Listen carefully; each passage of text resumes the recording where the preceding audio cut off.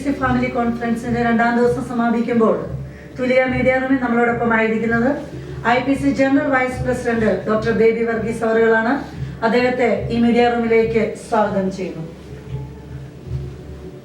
ഈ കാലഘട്ടത്തിൽ ശക്തന്മാരെ ശക്തനെന്ന് വിശേഷിക്കപ്പെടുന്ന ശക്തനായ ഒരു വാഗ്മി എന്നറിയപ്പെടുന്ന നേതൃത്വ നിരയിൽ നിൽക്കുന്ന അനേക ക്രൈസ്തവ സമൂഹം ഉറ്റുനോക്കിക്കൊണ്ടിരിക്കുന്ന വരും കാലഘട്ടത്തിലെ ശക്തന്മാരായ നേതൃത്വ നിരയിലെ ഒരു വ്യക്തി തന്നെയാണ് ഇന്ന് നമ്മളോടൊപ്പം ആയിരിക്കുന്നത്.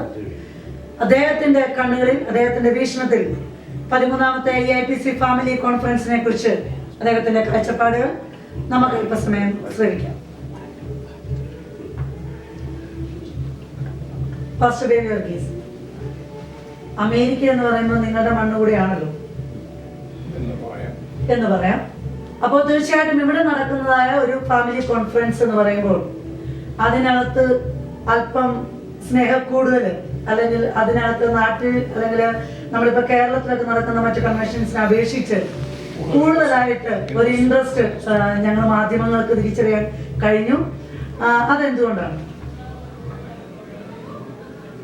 കേരളക്കരയിൽ നിന്ന് ഈ അന്യനാട്ടിൽ പരദേശിലായി വന്ന് പാർക്കുന്ന ഞങ്ങൾക്ക് ആദ്യകാലങ്ങളിൽ ഇംഗ്ലീഷ് ചർച്ചുകൾ മാത്രമേ അഭയമുണ്ടായിരുന്നു. പിന്നീട് നമ്മൾ മലയാളി കുടുംബങ്ങൾ വരുവാൻ തുടങ്ങിയപ്പോൾ അവിടങ്ങളായി ചെറിയ പ്രാർത്ഥനകൾ തുടങ്ങി. അത് പിന്നെ ചർച്ചയായി മാറി.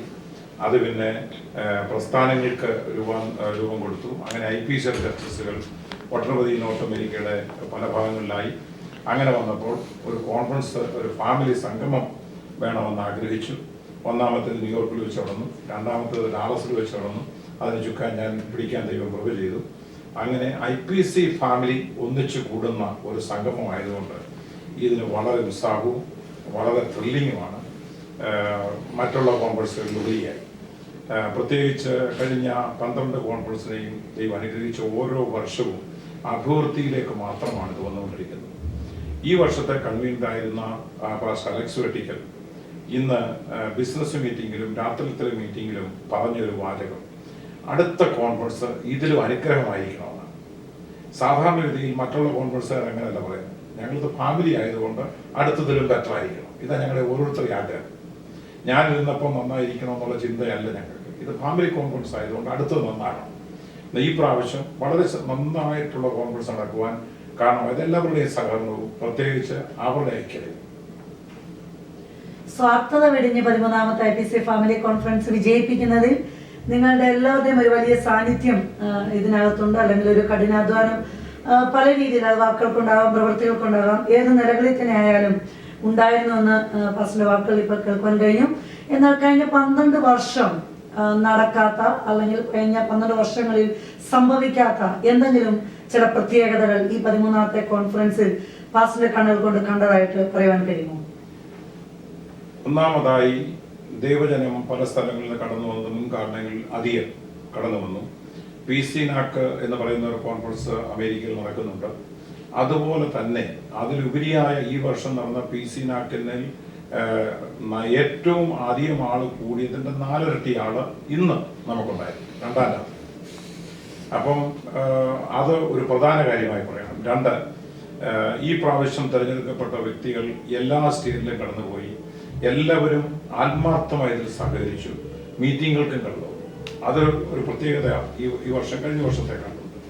3ാമതായി ഈ വർഷവും നമുക്ക് ലഭിച്ച പ്രാസിംഗ് ദൈവദാസന്മാർ മറ്റു വർഷങ്ങളെക്കാൾ അല്പം കൂടെ ശക്തന്മാരെ. അപ്പോൾ പല രീതികളിലും മീറ്റിങ്ങുകൾ അനുഗ്രഹമാണ്. ഓരോ മീറ്റിങ്ങുകളും ഒന്നുക്കൊന്ന് മാറ്ററായി വരുന്നു. അത് പല വ്യത്യാസങ്ങളാണ്. ജനത്തിൻ്റെ കുറെ കൂടെ ഐക്യത, കുറെ കൂടെ സ്നേഹം, ഫാമിലി. ഞാൻ ഈ ഹോൾവേയിലൊക്കെ നിൽക്കുമ്പോൾ അന്യനെ പറയുന്നത്, അച്ഛാ ഇത് നമ്മുടെ ഫാമിലിയാണ്. അപ്പം ഫാമിലിയിൽ നമുക്ക് കംപ്ലൈൻറ്റ് പറയാനൊന്നും കംപ്ലൈൻറ്റ് ഇല്ല. ഇതെങ്ങനെയെങ്കിലും ബെറ്റർ ആക്കണം, അനുഗ്രഹമാകണം, ഇതെല്ലാവരുടെയും ചിന്ത. അത് എന്നെ വളരെ ധൈര്യപ്പെടുത്തി. വൈസ് പ്രസിഡന്റ് എന്ന നിലയിൽ എനിക്കത് കണ്ടപ്പോൾ ഹൃദയത്തിൽ കുളിർമയുണ്ടായി. നമ്മുടെ ദൈവജനത്തിൻ്റെ ആ പ്രസ്ഥാനത്തോടുള്ള സ്നേഹവും ആ ഐക്യതയും, ദൈവത്തോടുള്ള സ്നേഹവും ഐക്യതയും ഉപരി ഇതൂടെ കണ്ടു കഴിഞ്ഞു. ഉപരി എന്ന് ഞാൻ പറയുന്നില്ല, ഇതിൻ്റെ അതൂടെ കണ്ടപ്പോൾ വൈസ് പ്രസിഡന്റ് ഹൃദയത്തിൽ സന്തോഷമാണ്.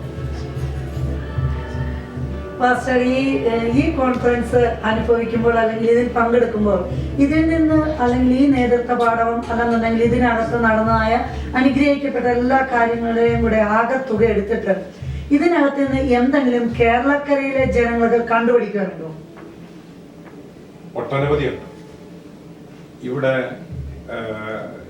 ഇവിടുത്തെ ഐക്യത നമ്മുടെ നാട്ടിലും കേരളക്കരയിലും ഉണ്ടായ അത്ഭുതങ്ങളാണ്. ഇവിടെ പാട്ട് ഗ്രൂപ്പാണ്, പാട്ട് പാടുന്നവരാണെങ്കിലും ലീഡ് ചെയ്യുന്നവരാണെങ്കിലും എല്ലാം സംഘാടകരാണെങ്കിലും ഒന്നിച്ച പ്രവർത്തിക്കുക, ഒരേ ഐക്യതയിൽ. അല്ലാതെ മറ്റുള്ള ഒരു എന്താ പറയുന്ന മലയാള പദം ഒരു സെപ്പറേഷൻ ഒരു ഇൻഡിവിജ്വാലിറ്റി ഇവിടെ ഐക്യത. ആ ഐക്യത എപ്പോഴും ഏത് കാലത്തും നന്നായിരിക്കും. ഇത് കേരളത്തിലൊന്നും വന്നിരുന്നു നന്നായിരുന്നു. നമുക്ക് എന്താ പറയുക, നമ്മുടെ സ്ഥാനം ഉറപ്പിക്കാനുള്ള രീതിയിൽ മാത്രം നമ്മൾ മുൻപോട്ട് പോകുമ്പോൾ അനുഗ്രഹങ്ങൾ പോയി. എന്നാൽ ദൈവാനുഗ്രഹങ്ങളും ദൈവീക പ്രവർത്തനങ്ങളും അനുഗ്രഹിക്കേണ്ടി വരുമ്പം ദൈവം സ്ഥാനീയ തന്നെ ഉറപ്പിച്ചു. ഈ ചിന്താഗതിയിലേക്ക് വന്നു. നമ്മുടെ പ്രസ്ഥാനത്തിന്റെ അല്ലെങ്കിൽ IPC എന്ന് പറയുന്ന പ്രസ്ഥാനം വളരെ ഈ ഇന്റർവ്യൂ കാണുമ്പോൾ അല്ലെങ്കിൽ ഈ തൂലികയിൽ കൂടെ സംപ്രേഷണം ചെയ്യുന്ന ഇത് കാണുമ്പോൾ ഇതിന്റെ പ്രേക്ഷകർക്ക് പല കാര്യങ്ങളും അല്ലെങ്കിൽ ചിന്തയ്ക്ക് ആധാരമായിട്ട് കടന്നു വരാനുള്ള സാധ്യത കൂടുതലാണ്. കാരണം താങ്കൾ ഒരു വളരെ മേജർ ആയിട്ടുള്ള ഒരു ഔദ്യോഗിക പദവിയിൽ ഇരിക്കുമ്പോൾ ഇത്രമാത്രം വളരെ സന്തോഷത്തോടെ നിറഞ്ഞ ഹൃദയത്തോടെ IPC ഫാമിലി കോൺഫറൻസ് അമേരിക്കയിൽ നടക്കുന്നതിനെ കുറിച്ച് സംസാരിക്കുമ്പോൾ വരും ദിവസങ്ങളിൽ സംഭവിക്കാൻ പോകുന്ന ചില കാര്യങ്ങൾ പൊതുജനത്തിന് അറിയണമെന്ന് ആഗ്രഹമാണ്. തീർച്ചയായിട്ടും ഉടനെ തന്നെ ഒരു ഇലക്ഷന്റെ ഒരു ഓളം കേരളത്തിൽ ഉണ്ട് എന്നറിയാൻ മാധ്യമങ്ങൾക്ക് ഇടയായിത്തീർന്നു. അപ്പോൾ അതിനെക്കുറിച്ച് ഈ ഫാമിലി കോൺഫറൻസിൽ ഇപ്പോൾ സംസാരിക്കാൻ പാസ്റ്റർ കഴിയുമോ? ഇപ്പോൾ സംസാരിക്കാൻ ഇലക്ഷൻ വരുന്നതേ ഉള്ളല്ലോ. ഞാനതിനെ കുറിച്ച് ഒത്തിരി ധൃതി സാധാരണ വെക്കാറില്ല. ദൈവഗതത്തിന് വേണ്ടി പ്രാർത്ഥിക്കുകയും പ്രവർത്തിക്കുകയും ചെയ്യുന്നു. അപ്പോൾ തന്നെ നമ്മൾ ആ നിലയിൽ വരുവാൻ ആഗ്രഹിക്കാത്ത വ്യക്തിത്വങ്ങളും കണ്ടുകൂടാനില്ല. ദൈവഗതത്തിന് വേണ്ടി സമർപ്പിച്ച് പ്രാർത്ഥിക്കുകയും അപ്പോൾ തന്നെ നമ്മൾ പ്രവർത്തിക്കാതിരിക്കുന്നില്ല. പ്രസ്ഥാനത്തിൻ്റെ നന്മയാണ് എൻ്റെ ആഗ്രഹം. പ്രസ്ഥാനത്തിലുള്ള ദൈവമക്കളുടെ നന്മയാണ് എനിക്ക് ആഗ്രഹം. അല്ലാതെ ഒരു സ്ഥാനത്തിരുന്നുകൊണ്ട് ഒരു സ്ഥാനമോഹിയായിട്ട് ഇരിക്കാനുള്ള താല്പര്യമല്ല. ഒന്നും ആ ഒരു സ്ഥാനമില്ലെങ്കിൽ വിദ്യാപന്തക്കോസ് ദൈവസഭയിൽ ഒരു വോയിസ് ഇല്ല. ഇത് വ്യക്തമാണ്. നല്ല കാര്യം. ആ വോയിസിന് വേണ്ടി ആ വോയിസ് ഇല്ലെങ്കിൽ മറ്റുള്ളവർക്ക് കിട്ടേണ്ട നീതി ലഭിക്കാത്ത ഒരു സാഹചര്യത്തിലാണല്ലോ ഞാൻ അവിടെ ചെന്നിരുന്നത്. അതുകൊണ്ട് പ്രസ്ഥാനത്തിൻ്റെ നന്മയാണ് നമുക്ക് ആവശ്യം. കർത്താവിനോട് താമസമെങ്കിൽ പ്രസ്ഥാനം വളരണം, പ്രസ്ഥാനത്തിന് നന്മയുണ്ടാകണം, പ്രസ്ഥാനത്തിലുള്ള ദൈവദാസന്മാർക്ക് ദൈവജനത്തിന് നന്മയുണ്ടാകണം. പ്രസ്ഥാനത്തിൽ കർത്താവിൻ്റെ പേരിൽ 25 വർഷം 50 വർഷം അധ്വാനിച്ചിട്ട് ദൈവദാസൻ കിടപ്പിലായി കഴിഞ്ഞാൽ അല്ലെങ്കിൽ ആ ദൈവദാസന് മറ്റൊരു സാഹചര്യത്തിലായി കർത്താവ് വിളിച്ചു ചേർത്താൽ ആ കുടുംബം അനുഭവിക്കുന്ന വ്യതകൾ കാണുമ്പോൾ അവർക്കുള്ളതായ എന്തെങ്കിലും ക്രമീകരണങ്ങൾ നമുക്കുണ്ടാകണം. ഈ ദൈവദാസൻ 10, 40 വർഷം 50 വർഷം വിദ്യാപന്തക്കോസ് ദൈവസഭയിൽ അധ്വാനിച്ചിട്ട് കർത്താവിന് താമസമെങ്കിൽ അവരെ ക്ഷീണിതരാകുമ്പോൾ അവർക്കുള്ള സംരക്ഷണത്തിനുള്ളതായ അല്ലെങ്കിൽ സഭാചാർച്ച ചെയ്യാനൊക്കാതെ വരുമ്പോൾ അവർക്ക് വേണ്ട ഒരു ക്രമീകരണങ്ങൾ നമുക്കുണ്ടാകും. ഒരു അമേരിക്കൻ രീതി അനുസരിച്ച് പറഞ്ഞാൽ ഒരു ഇൻഷുറൻസ് പദ്ധതി എന്ന് കൂട്ടിക്കും, ഒരു ലൈഫ് ഇൻഷുറൻസ് പോലുള്ള ഒരു പ്രസ്ഥാനം അല്ലെങ്കിൽ എന്തെങ്കിലും ഒന്ന് നമുക്ക് ക്രമീകരിക്കണം. ഇങ്ങനെയൊക്കെയുള്ള പല ആശയങ്ങൾ, പല താല്പര്യങ്ങൾ, പല ആഗ്രഹങ്ങൾ എൻ്റെയും ഹൃദയത്തിലുണ്ട്, മറ്റൊട്ടനവധി പേരുടെ ഹൃദയത്തിലുണ്ട്. അപ്പോൾ അതാണ് എൻ്റെ ആഗ്രഹം. പ്രസ്ഥാനത്തിൽ ഇനി ആര് തലപ്പത്ത് വരുന്നു അവർ പ്രസ്ഥാനത്തിലൂടെ എത്തുമായിരിക്കും. അത് മസ്റ്റായിരിക്കണം. 3 വർഷത്തെ ചുമതല എടുക്കുന്നെങ്കിൽ ആ 3 വർഷം പ്രസ്ഥാനത്തിലൂടെ. അമേരിക്കയിലാണെങ്കിൽ എന്നെ ഒരു കമ്പനി പ്രസിഡന്റായിട്ടോ മാനേജറായിട്ടോ ഹയർ ചെയ്താൽ ആ സമയത്ത് തന്നെ തത്തുല്യമായ വേറൊരു കമ്പനിയിൽ ഞാൻ ജോലി ചെയ്ത് അതിനെയാണ് വളർത്താൻ ഞാൻ ആഗ്രഹിക്കുന്നത്. എന്നെ ഇമ്മീഡിയറ്റ്ലി ഫയർ ചെയ്യും.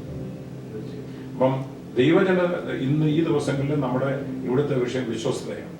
നമ്മളെ ഏൽപ്പിച്ചിരിക്കുന്ന ആ പൊസിഷനിൽ വിശ്വസ്ത പാലിക്കും. അത് ആ സമയം മുഴുവൻ വിശ്വസ്തയോടുകൂടെ അതിനുവേണ്ടി അധ്വാനിക്കും. ഇല്ലെങ്കിൽ ആ പോസ്റ്റ് സീക്ക് ചെയ്യരുത്.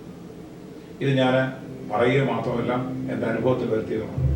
ഞാൻ ഈ ചുമതല ആദ്യമേ 6 വർഷം മുമ്പ് എടുക്കുമ്പോൾ ബൈബിൾ സ്കൂൾ ഉണ്ടായിരുന്നു, ഓർഫനേജ് ഉണ്ടായിരുന്നു. നിങ്ങളും വന്ന് കണ്ടതാണ്. ആ കെട്ടം വെറുതെ കിടക്കുകയാണ്, ചിലത് കയറി. എന്ന് വൈസ് പ്രസ്ഥാനത്തേക്ക് ദൈവം എന്നെ ആക്കിയോ അന്ന് ഞാനത് ക്യാൻസൽ ചെയ്തു. എല്ലാം എൻ്റെ ഫുൾ ടൈമിലും എൻ്റെ കയ്യിലെ പൈസ മുടക്കി കൗൺസിലുകൾക്ക് വരികയും എന്നെ കൊണ്ട് കഴിയുന്ന വൈസ് പ്രസിഡന്റ് ചെയ്യാവുന്ന ആ ലിമിറ്റിലുള്ള എല്ലാ കാര്യങ്ങളും ഞാൻ ചെയ്തുകൊണ്ടിരിക്കുന്നു. തുടർന്നും ഇന്ത്യ പെന്തക്കോസ്ത് ദൈവസഭ നമ്മൾക്ക് വേണ്ടി അധ്വാനിക്കാനാണ് എൻ്റെ ആഗ്രഹം. ദൈവം ആഗ്രഹിക്കുന്ന, ദൈവം താക്കുന്ന സ്ഥാനത്ത് പ്രവർത്തിക്കാനും ആഗ്രഹിക്കുന്നു. തൂലിക ടിവിയുടെ പ്രേക്ഷകർ പ്രത്യേക ചില കാര്യങ്ങൾ ശ്രദ്ധിച്ചു കാണുമല്ലോ.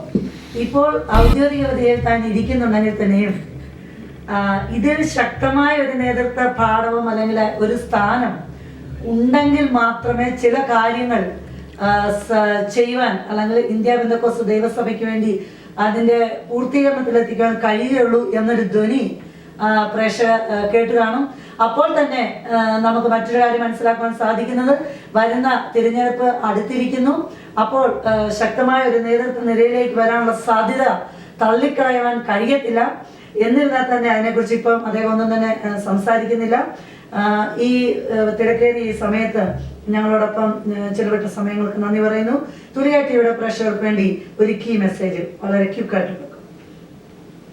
എന്നെ ശ്രമിക്കുന്ന എൻ്റെ എല്ലാ മാന്യ ശ്രോതാക്കൾക്കും, പ്രത്യേകം തൂലികയിൽ അധ്വാനിക്കുന്ന എല്ലാ അഡ്മിനിസ്ട്രേഷനും ദൈവം നിങ്ങളെ അനുഗ്രഹിക്കട്ടെ. നിങ്ങളുടെ പ്രവർത്തനങ്ങളെ ധാരാളം ദൈവം അഭിവൃദ്ധിയിലേക്ക് കർത്താവിൻ്റെ വരവോടും ഉയർത്തട്ടെ. അതിനുവേണ്ടി ഞാൻ പ്രാർത്ഥിക്കുന്നു. എൻ്റെ പ്രേക്ഷകരോട് പറയാം, നമ്മുടെ കർത്താവിൻ്റെ വരവെടുത്തു.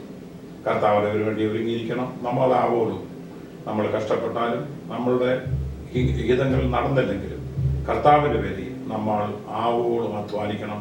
പ്രത്യേകിച്ച് നാം നിൽക്കുന്ന പ്രസ്ഥാനത്തോടുള്ള ബന്ധത്തിൽ നമ്മൾ വിശ്വസ്തത പാലിക്കണം. എങ്കിലേ പ്രസ്ഥാനവും വളരുകയുള്ളൂ. നമ്മുടെ കുടുംബത്തിൽ നമ്മൾ വിശ്വസ്തത പാലിക്കണം. നമ്മുടെ കുഞ്ഞുങ്ങളോട് വിശ്വസ്തത പാലിക്കണം. നമ്മുടെ സമൂഹത്തോട് വിശ്വസ്തത പാലിക്കണം. നാം ആയിരിക്കുന്ന സഭയോട് വിശ്വസ്തത പാലിക്കണം. നമുക്ക് ലഭിക്കുന്ന പണത്തിൽ വിശ്വസ്തത പാലിക്കണം.